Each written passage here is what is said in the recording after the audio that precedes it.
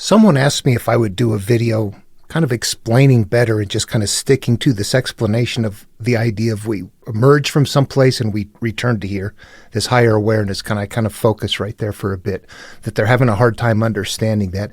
And I realize that that's incredibly important. And so that's what this video is about. I'm just going to focus on that. My name is Dan Paulson. Welcome to the video. Yes, the material talks about that in a variety of different ways. What I want to say is this. I think one of the most difficult things we have in understanding what it is that we maintain a supernatural connectivity with our understanding of the material. And as long as we do that, we're going to be stuck. I get people that get upset with me for not going supernatural, for dropping completely. And all I can say is, if I didn't drop the supernatural, I would not find what I'm finding. It has to go in order to find this path. This is a mentally interactive path. It's not a supernatural path. Supernatural is not turned inward completely with the material. So that is something that has to happen. The supernatural has to go. This becomes mentally interactive, but we come from someplace and we return to that place. What is this? We're not just here with five senses, born, live, and die. There's something bigger going on. What is that and who can get there? What I want to do is say that because of the nature of the material, the religious material that contains that teaching in it, we have a connection with it that is so incredibly anthropomorphized that we struggle to disconnect from it. We can go to Babylonian works and do the same thing. Watch, I'm going to pull this up right here and show you exactly what I mean. All right, what I've got up here is the Timothy J. Stephanie translation, and the part that I want to get to is right up here. It sounds like God or something like that, doesn't it? Here's how it reads. At a time when even the glories above had yet to be named, and unuttered was the word for the world which lay beneath. It was then that the first being, Apsu, who was their source, and the progenitor Tiamat, the mother who gave birth to all, intermingled their waters, producing neither field nor marsh.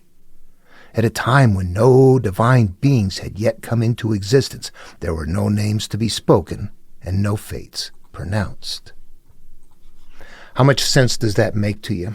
Can you put yourself into that? Can we understand what that is? That's the source. It's hard to see that. You know what? There's a place I'm going to recommend that if we go learn it here, it's going to remove our mental tendency to want to anthropomorphize it, and it'll be easier to understand it. What I'm going to do is go to the Tao Te Ching and teach that. It's right up front. I'm going to read it in this one right here, verse number 4. Then we're going to get into it. The Tao is like a well, used but never used up. It is like the eternal void, filled with infinite possibilities. It is hidden but always present. I don't know who gave birth to it. It is older than all the universe. So, whoa, there it is right there. That's what we're looking for, that place. I'm going to read through and we'll talk about that a little bit and try to understand what that is, because that's the place that we come from and we're going back to, that place right there. Wherever this place is with infinite possibilities, where all of our life experience comes from, and we don't quite know how to manage that. The material can teach us if we know how to navigate it, but I think many people are not going to want to navigate it. Okay, let's talk about it. Let me start by reading the Tao, first page, and let's talk about how that interprets.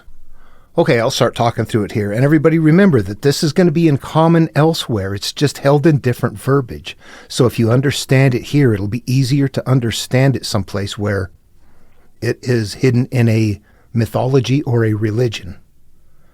This is pretty plain language by comparison. You still have to figure it out. Okay, let's go ahead and do that. The Tao that can be told is not the eternal Tao. The name that can be named is not the eternal name. Okay, so the Tao, we need to understand what that is. The Tao is this pathway to inner peace. The pathway to inner peace that can be told is not the eternal pathway to inner peace. What we have to do is mentally work these through. Most people will look at that and say, okay, well, if you can, yep, it's nebulous. You can't figure it out. That's not what the intention is. Treat it like a guru told you this verse, and you're supposed to go figure it out. If you're a worthy student, you're going to go ponder that. The Tao that can be told is not the eternal Tao. The pathway that they tell me about is not the eternal pathway. How come it's not? What is the eternal pathway? What makes me feel better? Well, after I've taken the path. Okay, I got it. The Tao that is taken is the eternal pathway. The pathway to self-healing that I take myself mentally is the eternal one. Right there is my instruction to turn inward, and that it's a mental process. But you have to work it through. In fact, the complexity is like this. It shows up in Jesus material, and if the blind lead the blind, they will fall into the ditch. When people are telling you what to do, you're not on the right path. It's an inward path. Okay, so when you're sitting there being preached to, either the preacher nor the person being preached to is on the right path. Okay, that's what the implication is here in the material once you interpret it. All right, armed with that, we jump back into it. The name that can be named is not the eternal name. Right now, I know that I'm on an inner mental path. So however I interpret this has to be in compliance with that. The name that can be named is not the eternal name. Well, I look around life and go, I don't name things. They're already named. Maybe I made something and named it, but what is that? That's kind of weird.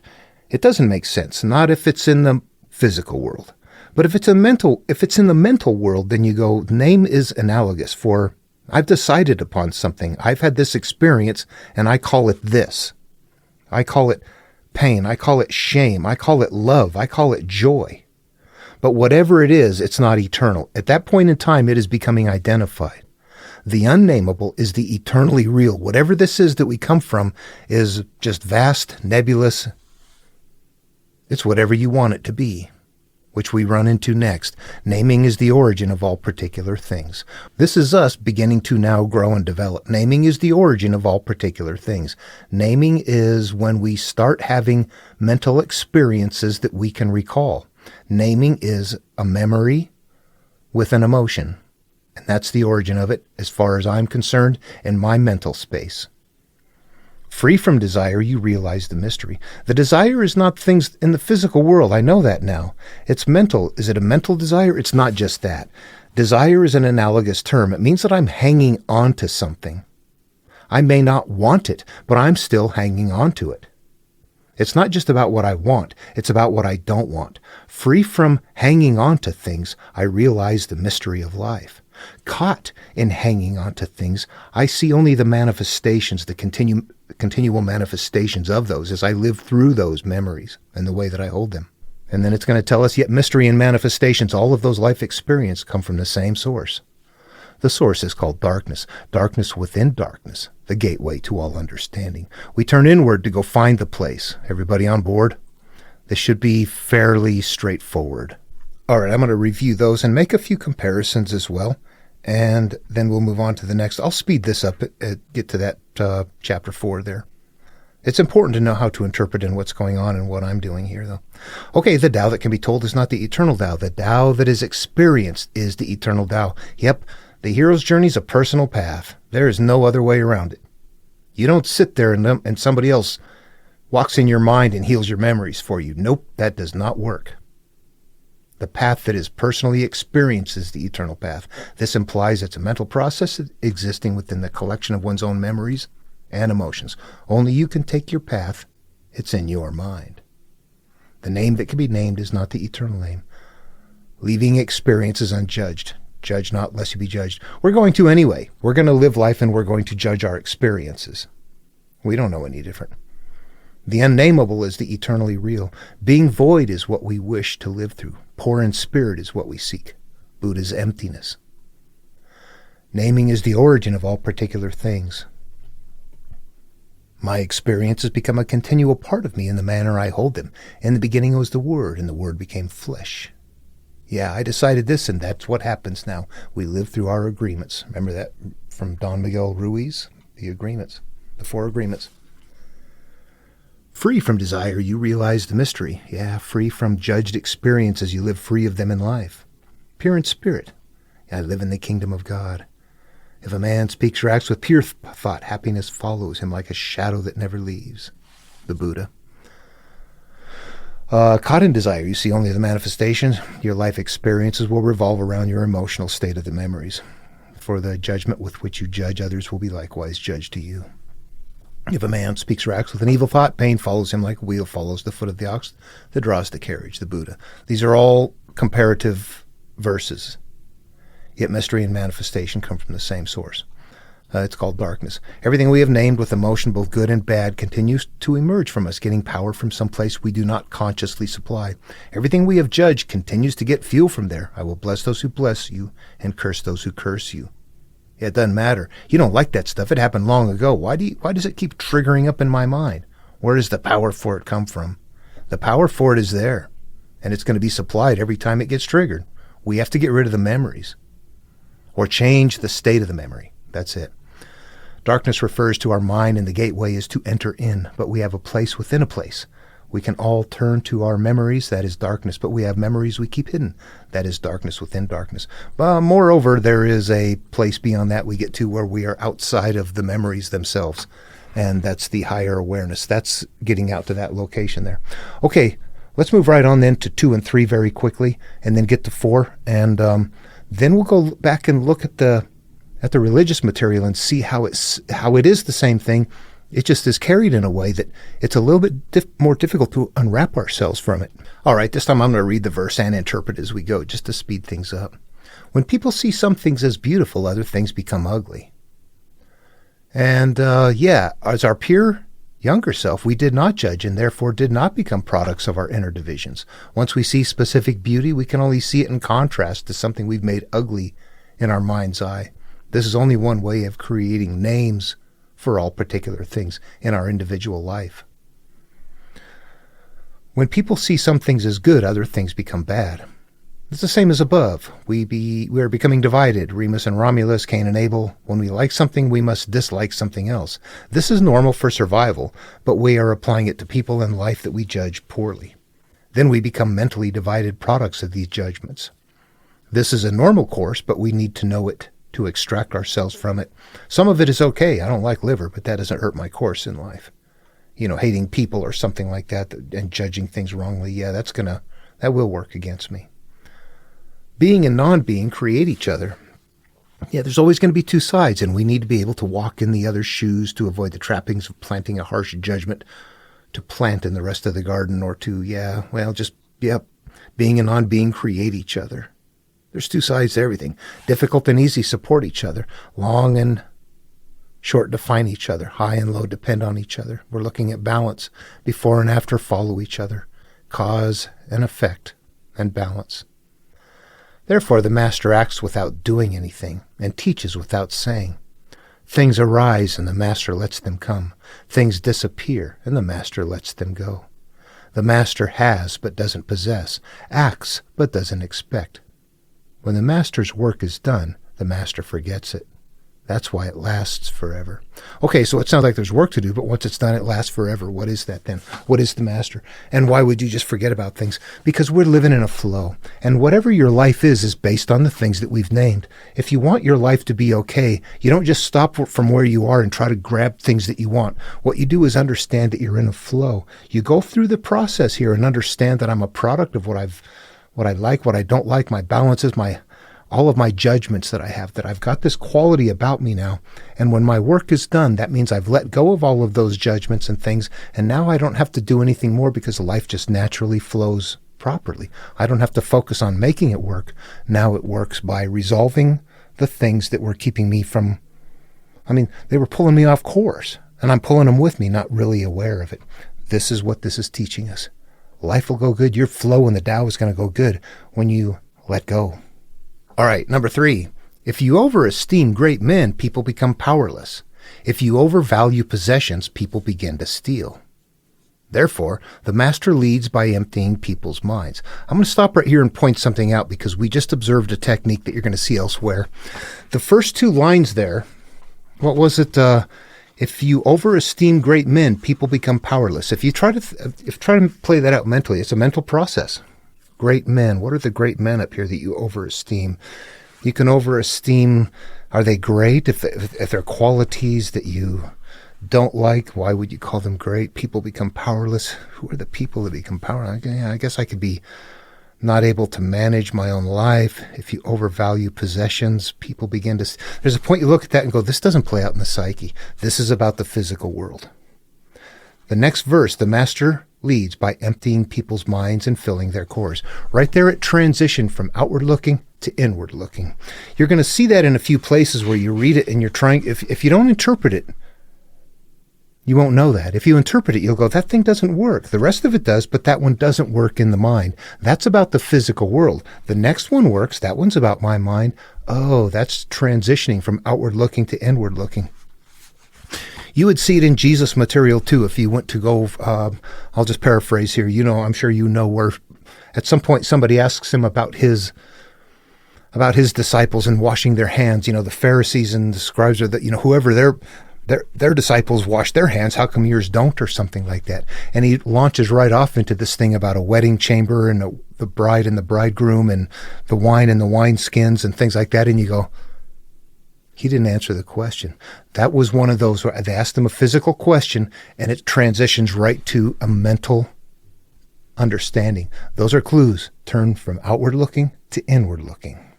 Okay, then to continue on with them, this one then. Therefore, the master leads by emptying people's minds and filling their cores, by weakening their ambition and toughening their resolve. I want to ask you something right here. Therefore, the master leads by emptying people's minds. What does that sound like? Does that sound okay? What are we doing here? We're still trying to figure out what's going on, but it's not the conscious physical world. It's always a very inner world. The memories, the place you have hidden away that's like nobody gets in here. I don't have my anger, my shame, my pain, all of that stuff. Yeah, there's a place there that needs to be emptied out. You know, you get Jesus' Sermon on the Mount, Sermon on the Plain, very first instruction to become poor in spirit or become poor. Blessed are the poor in spirit. Buddhists seek emptiness. Here we have it here by emptying people's minds. What we need to understand is that this is all a very deep memory. This is what hurts me level. And filling their cores, we need that replaced with something different. We need healing. We need the pain gone and something healthy in place. Weakening their ambition does not mean ambition for life. It's ambition to live through these experiences, hang on to the experiences. We have a lot of ambition that we hold on to them. And toughening their resolve, we have to work very diligently to heal. It's a hard process. The master helps people lose everything. Yep, we want to get rid of all that stuff. This is not about losing your home, your family, your wealth, any of that stuff. It's losing the things that are pulling you off course. The master helps people lose everything they know, including the desire. Remember, caught in desire, you see only the manifestations.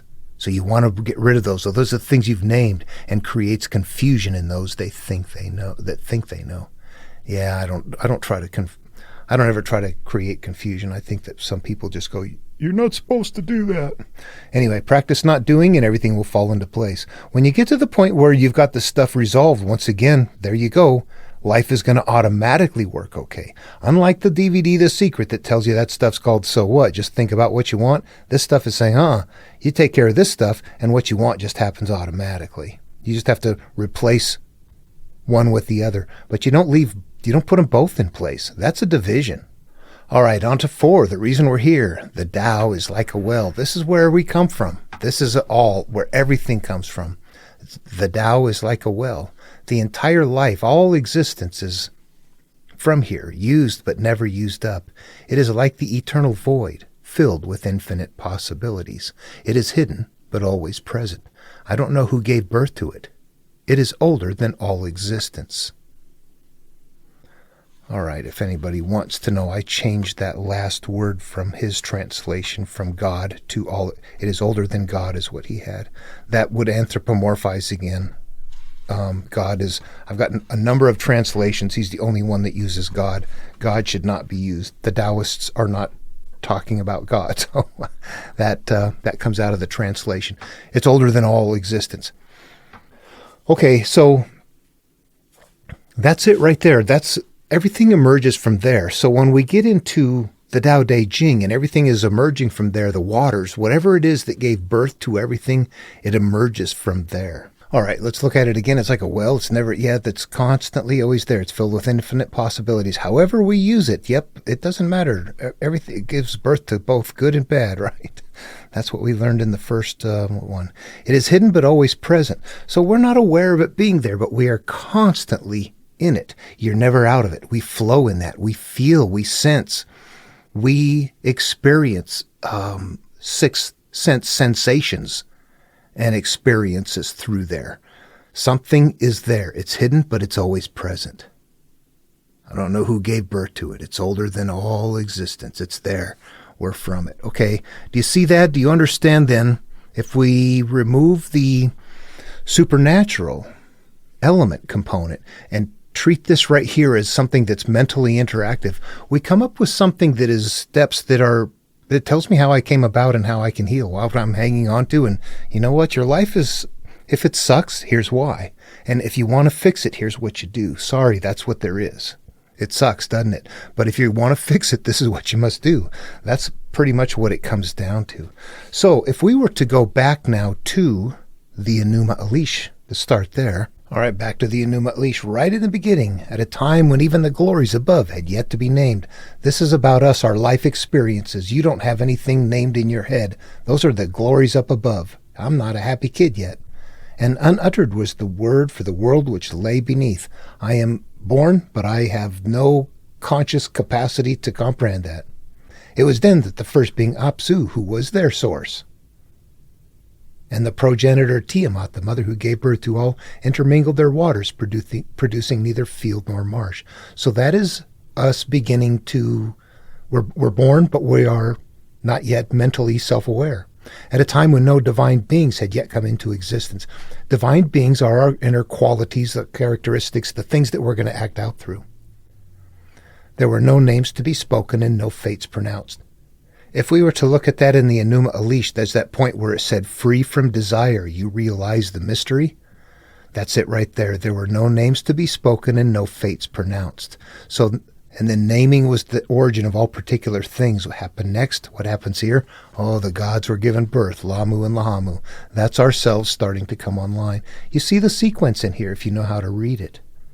We emerge from that. But the difficult thing is, again, I think if we don't read, if you look at that as like God's entity, somehow something like that, it's hard to put yourself into it. You have to somehow go, you know what? There's nothing supernatural there. It's trying to tell me something in a carrier shell meant for a people back then that was guiding them. It's still doing the same thing today. Here, take a look. I'm going to show you something. If you made it this far in the video, I don't mind popping up a few things that, what I'm going to do is show some interesting comparisons here. I've never popped this stuff up. You'll see why. Here's one right here where this is from the Enuma Elish. Marduk, if you have been following, you should be aware by now he's the called hero. Marduk represents us if we turn inward. Like Luke Skywalker, Yeah, I'll spit it out here. Marduk becomes the called hero. And what it says right here is, within the unsullied waters of the Apsu was Marduk born. So we're seeing that there is somewhere this big energy, somewhere within the midst of it all, Marduk comes out of us. We are all of these things. So Marduk is emerged from the unsullied waters. Watch. The Virgin Mary gave birth to Jesus. In the story there, we know that the Virgin Mary is the unsullied waters, do you think, huh?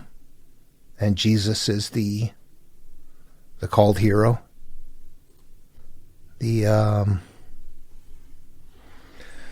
People talk about Jesus disappearing for, it's like, where did he go? And they have all these theories about going to Egypt and all the other places. And you look at it and go, it's a monomyth. Why does God disappear in the beginning and then come back when it's time to cross a threshold and turn inward? That's what's happening right there. It's a monomyth. The story of Jesus is a monomyth. And you want to know about the return of Jesus? Jesus returns. Every time somebody follows his path and does what he instructs to do, that's the return of Christ. Christ himself physically coming back. It's like somebody getting a pure nature. That's a tough thing to say. If you were to compare it with Buddhism, Buddha would teach that everybody has a Buddha nature, your pure inner self. And when you reach nirvana, to where you've let go of everything, you've emptied yourself out of all that stuff, then that, you've achieved that mental state of being nirvana.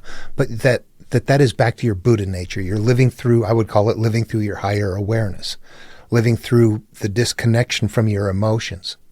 And, I say that sometimes. Always remember, if you hear something like that, I mean the hurt stuff, not the good stuff, okay? There's good emotions we don't want to disconnect from. It's the bad stuff. Yeah, it's a healing path, so we don't want to get rid of the good stuff. We want to get rid of the stuff that hurts us. So in this case, what you have is the same sort of a thing that's treated, however, managed in a completely different manner. Instead of people following the teachings of Jesus, typically in Christianity, what you see is people that worship the teacher as opposed to following the teachings of the teacher. So there you have it. Want to see more of the template?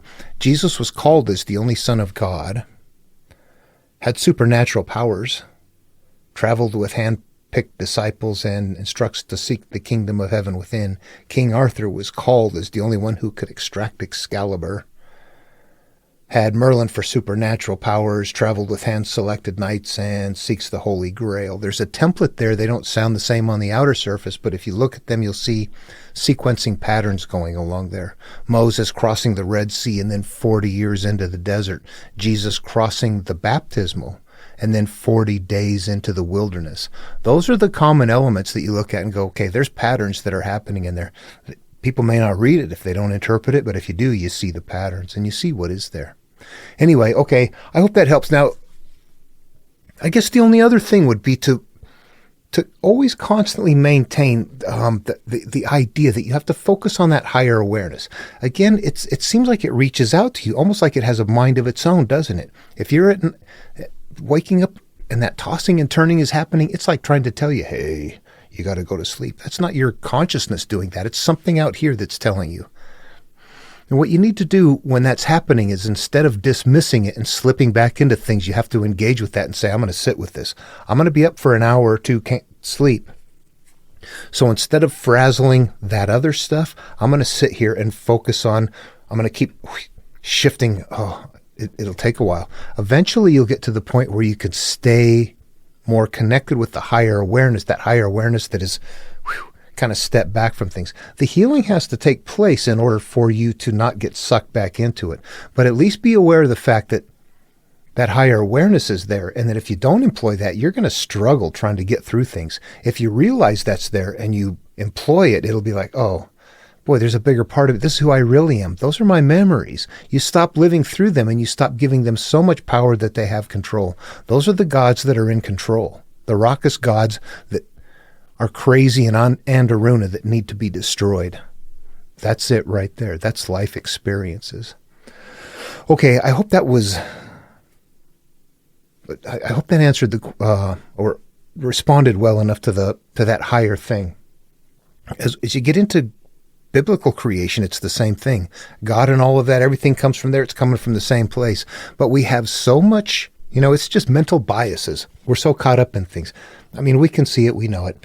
And I'm very cognizant of when I talk to people that are really, they still can't quite figure out that total let go of the supernatural. And I'm like, you know what? If I didn't, I would not find the interactive steps. This is an interactive path, how the human comes about. There's an instruction sheet from antiquity that is in here. And if I stay supernatural, then I'm carrying it. If I drop the supernatural and start looking at it objectively, then I'm opening it up and beginning to look inside of it. That's what I'm doing to understand what was sent forward by taking it out of the supernatural carrying case that it's in. That's all I can say there. So, you don't have to drop the supernatural, but if you do, you won't find this. So, yeah, that's all I can say. It was kind of an interesting process. Accidental. Anyway, here we are. All right, hope the video was helpful, and I'll see you in the next one.